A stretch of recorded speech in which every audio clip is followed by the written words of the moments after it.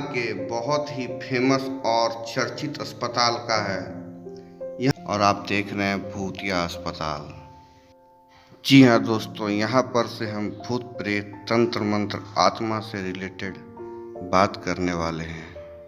हम आपको बताने वाले हैं कि भूत प्रेत कैसे दिखते हैं, और अगर आपको यह देखना पसंद है और आप इस जानकारी को दूसरे से साझा करना चाहते हैं तो YouTube ने नीचे बहुत सारे बटन लगा रखे हैं, जिसमें शेयर है, लाइक है। और अगर आप नए हैं तो प्लीज़ चैनल को भी सब्सक्राइब कर लें, जिससे आपको हमारे द्वारा दी गई हर वीडियो की जानकारी मिलेगी। और जब चैनल को सब्सक्राइब करेंगे तो प्लीज़ ऑल के बटन को दबा दें।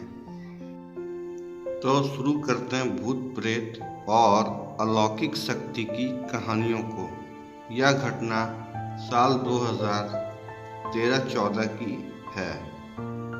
मैंने अपना ग्रेजुएशन कर लिया था और मैं नौकरी की तलाश में इधर उधर भटक रहा था।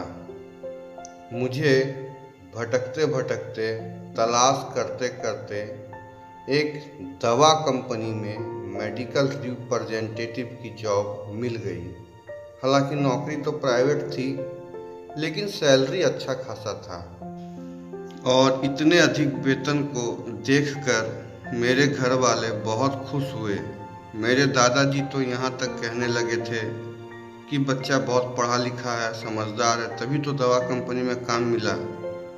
क्योंकि दवा कंपनियों में फटाफट अंग्रेजी बोलना पड़ता है और डॉक्टरों को दवा का नाम भी अंग्रेजी में ही बताना पड़ता है।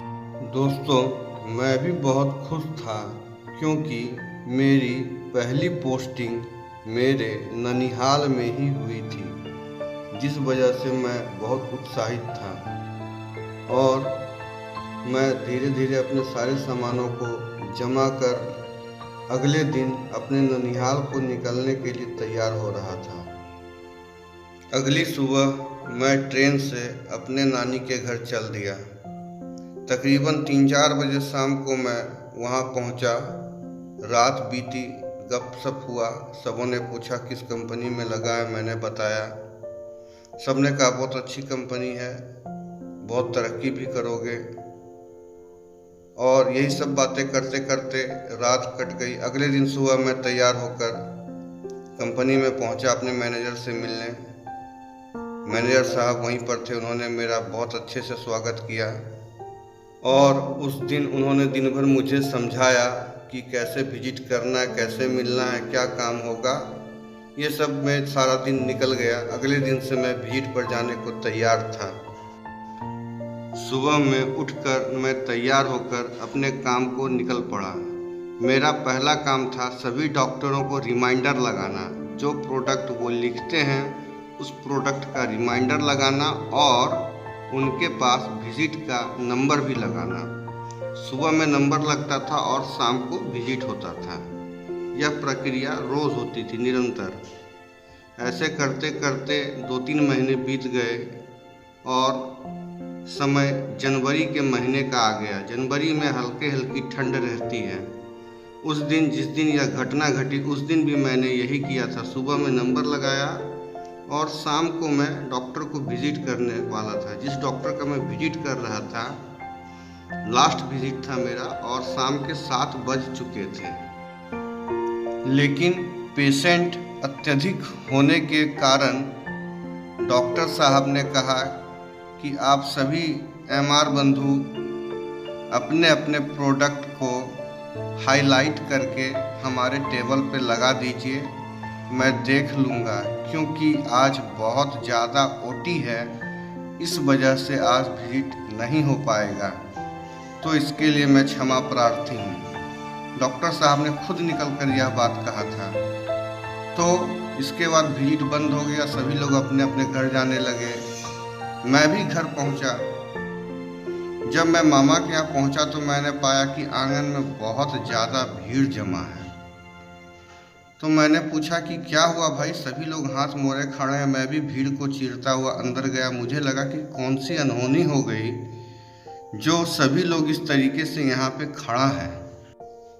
जब मैं एकदम करीब पहुँचा तो मैंने पाया कि मेरे मामा का बेटा ज़मीन पर लौट रहा है और बोल रहा है कि मेरे पेट में बहुत दर्द हो रहा, लगता है जैसे किसी ने कुछ कर दिया है, मेरे पेट को कोई मचोड़ रहा, बहुत ज़्यादा पेन हो रहा है। तो सबने इधर उधर देखा कहीं सांप ने तो नहीं काट लिया, क्योंकि उसके मुंह से झाग भी आने लगा था। और अपने पापा के डर से वह सच्चाई नहीं बता रहा था कि मैंने जहर खाया है। जब सभी लोग इधर उधर ढूंढने लगे तो पलंग के नीचे उल्टे हुए लोटे पर नजर गई। जब हम लोगों ने लोटे को सीधा करके देखा तो पाया कि उसमें मोर्टिन और चीनी के अंश हैं, अभी भी पार्टिकल्स लगे हुए हैं। तो सबको लगा कि इसने शायद मोर्टिन को चूर कर खा लिया होगा। मैं आनन फानन में अपनी गाड़ी को वापस मुड़ आया और अपने पीएस सैंपल वाले बैग को, जो फिजिशियन सैंपल आता है जिस बैग को, उस बैग को पटका और वापस जिस डॉक्टर के यहाँ से मैं अभी आया था उसी डॉक्टर के पास इसको लेकर गया। डॉक्टर साहब भी आए, उन्होंने इसे देखा, बोला यह पॉइजन का केस है, इसको तुम हॉस्पिटल पहुँचाओ और तुम भी भाग जाओ, वरना कुछ हो गया तो तुम फंस जाओगे। मैंने कहा नहीं सर, मेरा भाई है, अगर मैं छोड़ दिया तो इसकी मृत्यु हो जाएगी, मैं इसे किसी भी कीमत पर बचा कर रहूँगा। और इतना बोलने के बाद मैं उसे खींचते हुए अपनी गाड़ी पर बैठाकर बहुत ही तेजी से सदर अस्पताल की ओर निकल पड़ा। वहाँ ड्यूटी पर तैनात गार्ड ने मुझे गेट पर रोक दिया। अब रात हो गया, कोई डॉक्टर सेवा में नहीं है। मैंने बताया इमरजेंसी केस है, मैं इस कंपनी का रिप्रेजेंटेटिव हूँ। मैंने अपना कार्ड निकाल कर उन्हें दिखाया, तब जाकर उन्होंने गेट खोला, स्ट्रेचर लाए और इसे लेटाकर अंदर ले गए।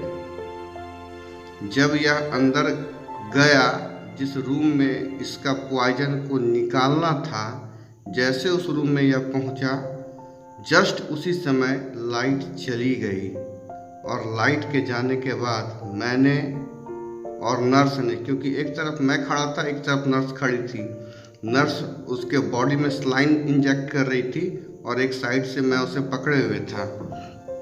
तो मुझे ऐसा महसूस हुआ कि जैसे 12-15 लोग हम तीनों को घेर कर गोला बनाकर घूम रहे हैं। यह घटना मुश्किल से मुश्किल 5-6 सेकंड के लिए हुई थी, क्योंकि पॉइजनिंग का केस था, सभी लोग अलर्ट थे।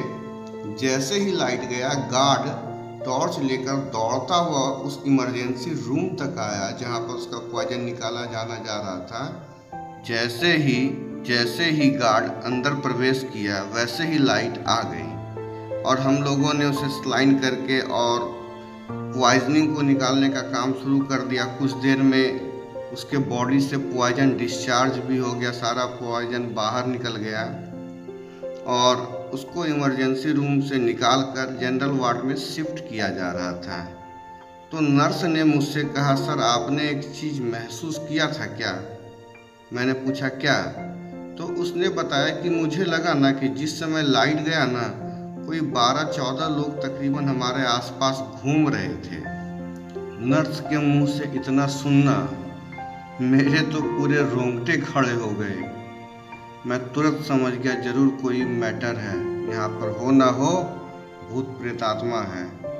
तब नर्स ने बताया कि सर आज मैट्रिक का रिजल्ट निकला है और जो बच्चे नाकाम हो गए उसमें से 12-14 बच्चे ऐसे थे जिन्होंने जहर खा लिया था और उनकी मृत्यु भी हो गई यहाँ इसी रूम में, इसी बेड पर। और यह शायद 16वां या 17वां बच्चा था। अगर हम लोग लाइट कटने के बाद लाइट का अरेंजमेंट करने के लिए हटते तो शायद यह इसे भी ले जाता, लेकिन हम लोग नहीं हटे और वह सक्सेस नहीं हो पाया। और ऐसा होता है दोस्तों, क्योंकि जिस जगह पर अभी तुरंत मृत्यु हुई है वहाँ पे आत्मा का भटकना आम बात है।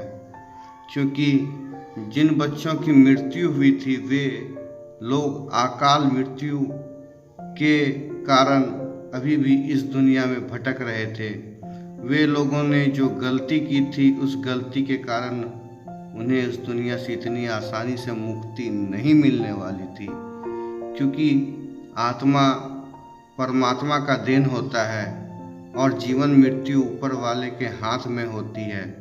हम कौन होते हैं खुद अपने हाथों से अपनी ज़िंदगी को ख़त्म करने वाले। यही सब बातों को सोचते सोचते मैं जनरल वार्ड में पहुंच गया, जहां उसे एक बेड मिल गया और डॉक्टर ने बोला कि आप रात भर रुकिए, हम इसको 24 घंटे के बाद छोड़ेंगे, क्योंकि अगर बीच में छोड़ दिया और कुछ 19-20 हो गया तो फिर बचाना बहुत मुश्किल हो जाएगा। मुझे भी डॉक्टर साहब की बातें सही लगी और मैं खाना पीना तो खा ही चुका था, तो मैंने सोचा कि चलो अब रात हो ही गई है तो कहाँ जाऊँगा, वहीं अस्पताल में ही मैं रुक गया और बैठे बैठे बोर हो रहा था। तभी अचानक से मुझे अर्धरात्रि में शौचालय जाने की इच्छा हुई। मैं बहुत रोकने का प्रयास किया पर बहुत देर से मैं रोक भी रहा था।